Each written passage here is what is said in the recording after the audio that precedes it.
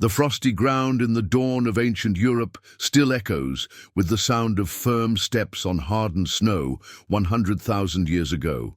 But these aren't ordinary steps. They are protected, wrapped, sacred. On their feet, a Cro-Magnon hunter carries more than simple protection from the cold. They carry identity, status, and a revolutionary technology that would forever change our relationship with the world. Vapor escapes his breath as he observes the tracks of a woolly mammoth in the fresh snow. His hunting companions are still asleep, but he has been up for hours, meticulously preparing, not just sharpening his spear or checking traps, but performing a ritual his descendants would repeat for millennia, choosing the right footwear for the occasion. His experienced hands glide over different pairs of foot coverings, each crafted for a specific function. There are the long-distance walking shoes, made with elk hide and reinforced with bison tendons.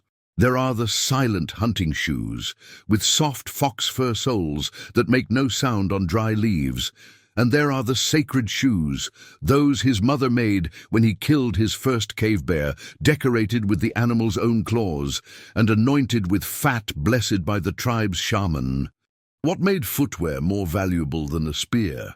Why did some hunters run faster than others, even with the same physical strength? And how did a simple invention become humanity's first symbol of prestige?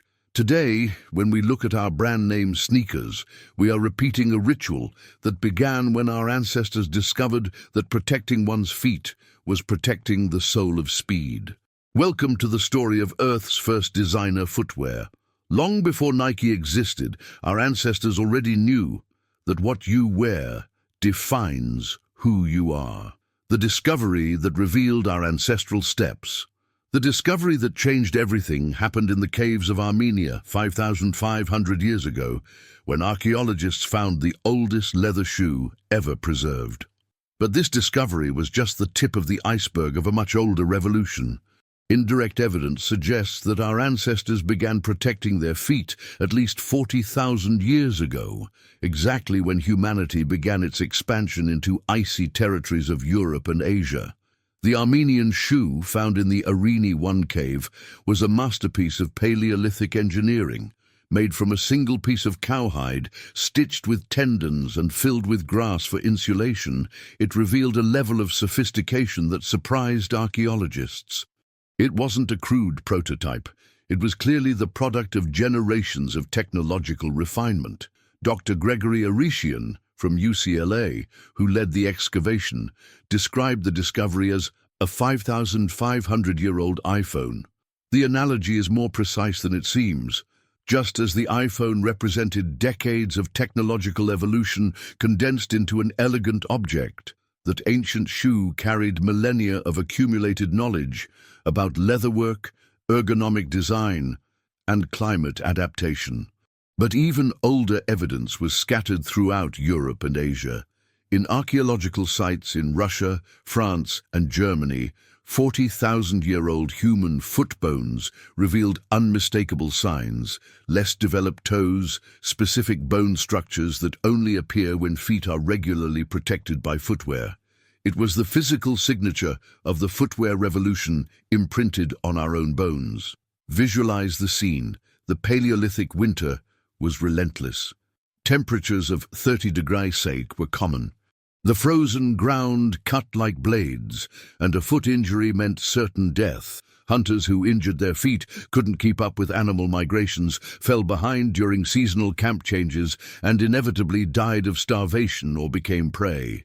It was in this hostile scenario that an anonymous genius, probably a woman specializing in hide work, as anthropological evidence suggests that Paleolithic women dominated tanning and sewing technologies, had a revolutionary idea. What if we wrapped our feet the same way we wrap our bodies? The first attempt must have been rudimentary, pieces of animal hide tied with plant fibers or tendons. But the impact was immediate and transformative. Suddenly, that human group could travel greater distances, hunt in previously impossible terrains, and migrate to regions that seemed uninhabitable. The human mobility revolution. The first footwear wasn't just functional, it was transformative. The average speed of a tribal journey drastically increased from 20 to 35 kilometers per day. To put this in perspective, this difference of 15 kilometers daily meant that groups with footwear could reach new hunting territories a week before their competitors. In a world where resources were scarce and competition was brutal, this temporal advantage was literally a matter of life or death. It was as if humanity had discovered the superpower of mobility. Human groups that mastered footwear technology began to expand their territories at an unprecedented rate. They could follow migratory herds over distances that were previously impossible, explore rocky, mountainous regions that injured bare feet, and establish camps in areas that other groups considered uninhabitable. Fascinating archaeological data proves this revolution. Toe bones found in 40,000-year-old sites show distinctive signs of people who wore footwear, less developed toes and specific shapes that only appear when feet are regularly protected. But it wasn't just protection. These were feet being optimized for a new way of life. Analysis of fossilized footprints in European caves reveals something even more impressive: significantly longer stride lengths in sites where evidence of footwear was found. This suggests that protecting feet not only prevented injuries, it allowed our ancestors to literally take bigger steps, cover more ground with less effort, and maintain superior speeds for prolonged periods. Dr. Matthew Bennett, an ancient footprint specialist from the University of Bournemouth, calculated that hunters with appropriate footwear could increase their hunting efficiency by up to 40%. This meant more food, greater reproductive success, and consequently faster population growth for groups that mastered this technology. The most recent discovery in this area came from the Kesem Caves in Israel, where 400,000-year-old footprints suggest that even our pre-Homo sapiens ancestors experimented with foot protection. If confirmed, this would push the origin of footwear much earlier than we imagined, and explain how our species managed to spread across the planet so efficiently. The mammoth scene. When footwear created hierarchies, the mammoth moves slowly through the deep snow, its curved tusks gleaming under the weak winter sun. 3 hunters approach silently. 2 of them have their feet merely wrapped in simple hides, tied with tendons. The third, clearly the leader, wears something different: elaborate footwear with reinforced braided tendon soles and reindeer hide sides, decorated with wolf teeth and small carved bones that clink softly with each step. When the mammoth detects danger and bolts, the difference becomes obvious and dramatic. The first 2 hunters slip in the soft snow, their feet sinking without adequate traction, losing crucial speed in the first meters of the chase. Their poorly tied hides come loose, forcing them to stop to readjust their protection, losing precious seconds. The leader, with his Paleolithic sneakers, maintains superior traction in the snow, distributes body weight better thanks to the spread sole design, and can keep up with the animal for kilometers without losing speed or stability.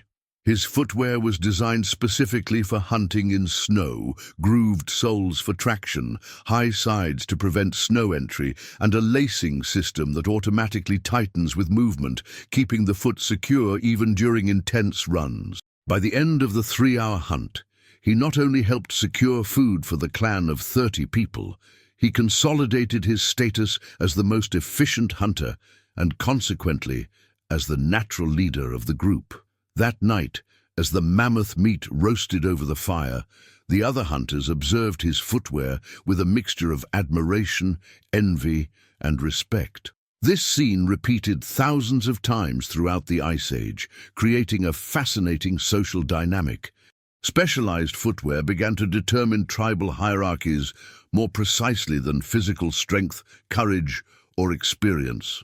The best hunters were not just the strongest or bravest, they were those with the best footwear, and this created an entirely new economy of prestige. Artisans specializing in footwear became figures of extreme prestige in Paleolithic communities.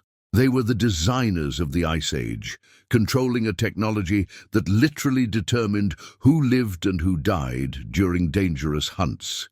Archaeological evidence suggests that these artisans held social positions equivalent to shamans and tribal leaders. Their skills were considered almost magical. Archaeological evidence reveals three distinct categories of Paleolithic footwear, each with a specific social function. Basic footwear, simple hides tied with tendons for everyday use in camp. Worn by all tribe members during routine activities like gathering, food preparation, and crafts. Hunting footwear, highly specialized and reinforced, with specific soles for different terrains and types of hunting, ranged from lightweight shoes for silent tracking to heavy boots for hunting large mammals on rocky terrain. Ceremonial footwear, elaborately decorated with symbols used exclusively by tribal leaders, shamans, and elite hunters during important rituals and ceremonies. Some found examples contain more than 200 individual decorative elements. The Lascaux artist shamans and their sacred footwear, 20,000 years ago, in the decorated caves of Lascaux, France, something extraordinary was happening, not just on the walls, but on the feet of the people who created those immortal cave paintings. Analysis of fossilized footprints reveals that the artist shamans wore special footwear with unique sole patterns that left distinctive marks in the damp clay of the caves. Imagine the ritual scene. In the flickering torchlight, the tribe's shaman prepares for a sacred ceremony that will last 3 days and 3 nights. His footwear is not just functional, it is a living work of art, laden with spiritual symbolism and ancestral power. Cave bear fur on the upper chosen because the bear hibernates and is reborn, symbolizing the connection between life and death. Soles made from crushed reindeer hooves mixed with pine resin, creating a material that musically resonates with each step, producing sounds he believes are messages for the spirits. The sides are decorated with perforated bone beads, each representing an animal killed in ritual hunts, and predator teeth, wolves, cave lions, hyenas, sewn in patterns that tell the genealogical history of his shamanic lineage. Small bells made from hollow bird bones jingle softly, creating a sacred soundtrack that announces his presence to the spirits of the animals painted on the walls. Every element tells a story. Every detail symbolizes an achievement, a spiritual connection, a specific power. The tying straps are made from tendons of animals he himself hunted during sacred visions. The knots follow patterns passed down through generations of shamans, each configuration releasing different types of spiritual energy. As he walks through the sacred chambers of the cave, he leaves footprints that speak a mystical language. The specific pressure of the reinforced sole creates deep marks that will remain for millennia. The width shows stability and spiritual power. The decorative patterns leave impressions that other shamans will interpret as messages from the spiritual world. Other tribe members instantly recognize this is the man who speaks with spirits, the man who sees the future of hunts, the man whose feet touch both the earth and the spiritual world. His footwear is a portal between dimensions, an amplifier of psychic power, a tool for communication with supernatural forces. This was likely the first time in history that an item of clothing became a complex symbol of social status, spiritual power, and tribal authority simultaneously. Long before crowns, necklaces, or ornamental weapons, it was footwear that differentiated leaders from followers, shamans from common people, elite hunters from basic hunters. The reason was simultaneously practical and mystical. Protected feet meant superior mobility, and mobility meant access to sacred territories, rare animals, and medicinal plants. Whoever controlled advanced footwear technology controlled the spiritual and material destiny of the group. Impressive archaeological discovery from 2005. In the Dzudzuana Cave, Georgia, fragments of 34,000-year-old plant fibers were found, organized in complex geometric patterns suggesting woven footwear, a technology even more sophisticated than imagined possible for the time. This indicates that our ancestors not only mastered leatherwork, but also advanced textile techniques to create hybrid footwear. The revolutionary biomechanics of protected feet. To understand why footwear became so revolutionary in human evolution, we need to go back to the origins of bipedal walking. When our ancestors descended from the trees 6 million years ago, they developed feet unique in the animal kingdom, longitudinal and transverse arches that function as natural spring systems, long toes with complex joints for traction and propulsion, robust heels specialized in impact absorption, and an intricate network of muscles, tendons, and ligaments that work in harmony to create the human gait. But our evolution prepared us to walk on relatively soft and uniform African savannas. There was a fundamental problem. Bare feet are incredibly vulnerable to hostile terrain. Every sharp stone, poisonous thorn, slippery surface, or uneven ground can cause injuries that, in the Paleolithic wilderness, meant death by infection, inability to hunt, or impossibility of keeping up with tribal migrations. Our evolution gave us biomechanically perfect feet for running and walking long distances, but only on ideal surfaces that rarely exist in reality.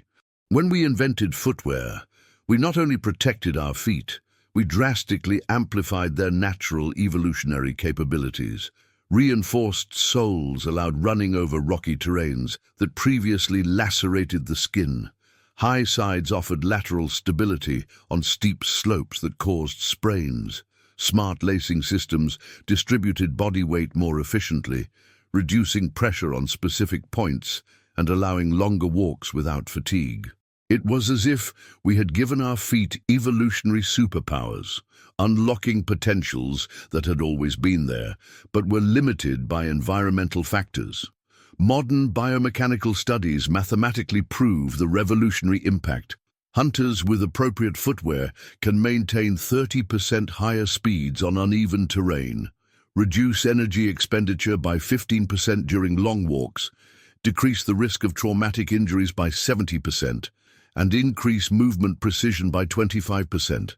Imagine the transformative impact of this 40,000 years ago, when these advantages meant the difference between survival and extinction. Even more fascinating, archaeological evidence suggests that different human groups developed specialized footwear technologies for their specific environments, creating the first global network of technological innovation in human history. Arctic peoples created sophisticated, multi-layered boots, inner insulation of seal fur, intermediate structure of whale bones for rigidity, and waterproof outer layer of walrus intestines.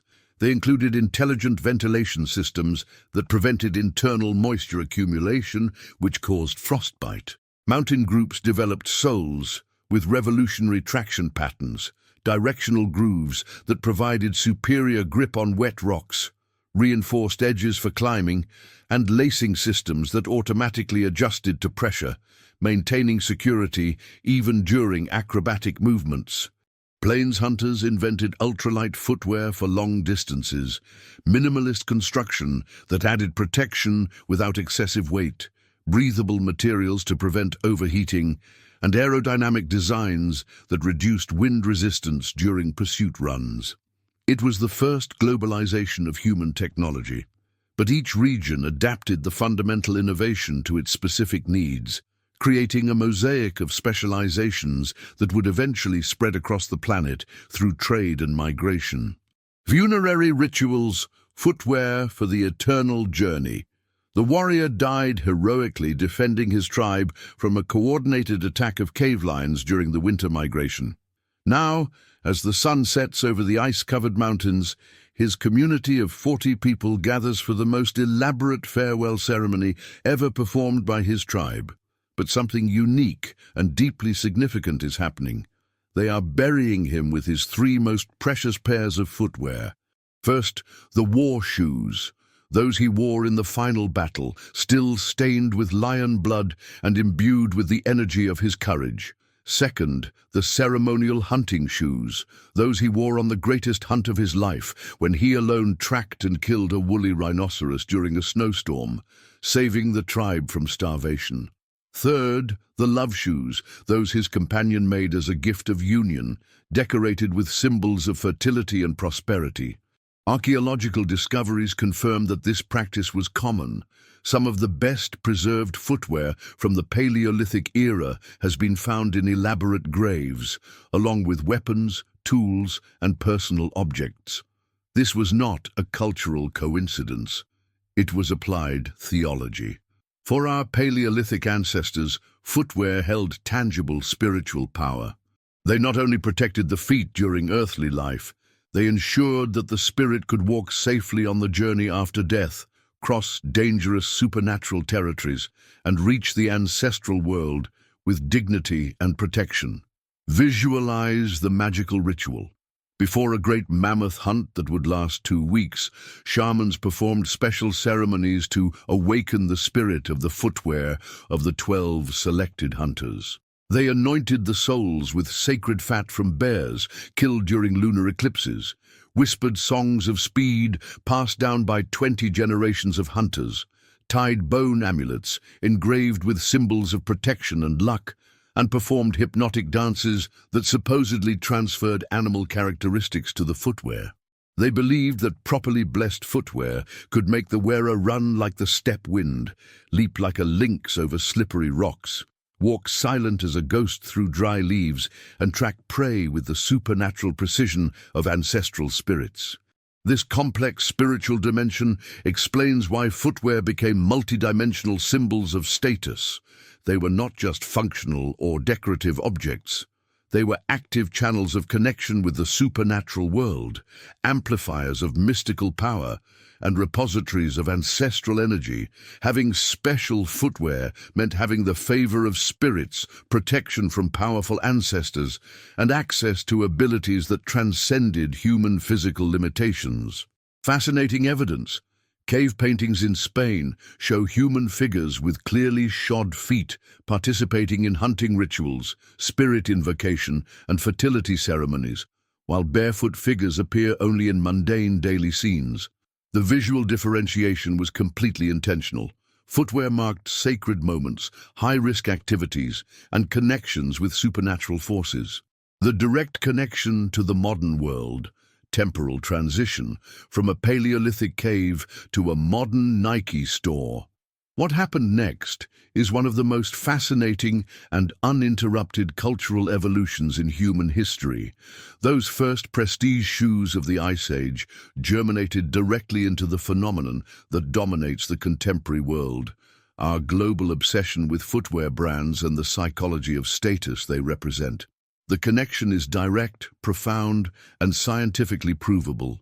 When a teenager buys a limited edition Nike Air Jordan for $500, they're repeating exactly the same psychological behavior as a Cro-Magnon hunter displaying his wolf-tooth decorated footwear to impress tribe members.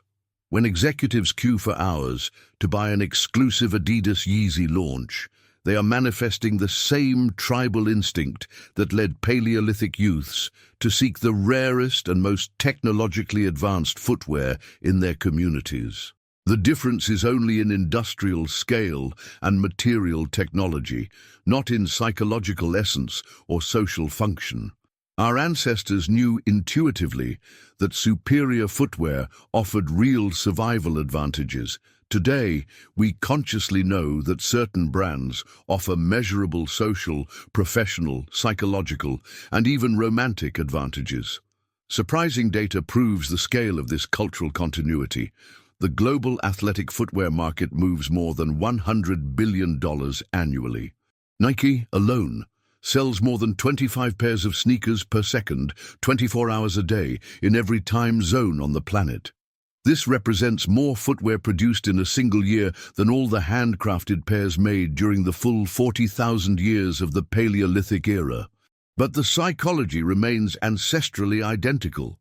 Studies in biomechanics and sports psychology laboratories show that people wearing footwear they consider special, expensive, or premium brand actually run faster, jump higher, feel more confident, and perform better in agility tests. The placebo effect of prestige footwear is scientifically measurable and statistically significant, exactly as it should have been 30,000 years ago, when this psychological advantage meant survival.